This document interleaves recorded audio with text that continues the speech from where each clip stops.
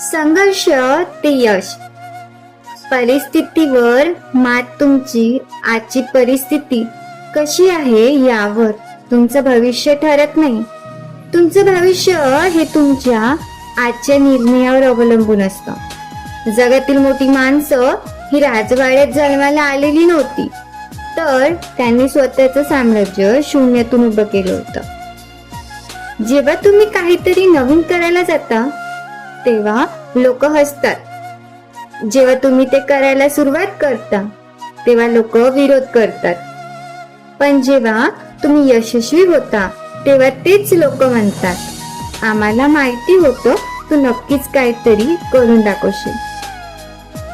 पाण्याचा थेंब जेव्हा दगडावर पडतो तेव्हा सुरुवातीला काहीच फरक पडत नाही, पण तोच थेंब जर वर्षापूर्वी एकाच ठिकाणी पडत राहिला तर तो कडक दगडालाही छिद्र पाडतो. हेच आपल्या कष्टाचं आहे. लक्षात ठेवा, यश हे एकदाच मिळवायची गोष्ट नाही, ती जगण्याची पद्धत आहे. उठा, कामाला लागा आणि तोपर्यंत थांबू नका जोपर्यंत ध्येय गाठलं जात नाही. स्वतःवर विश्वास ठेवा. तुमची तुलना कोणाशीही करू नका. प्रत्येकाची वेळ वेगळी असते.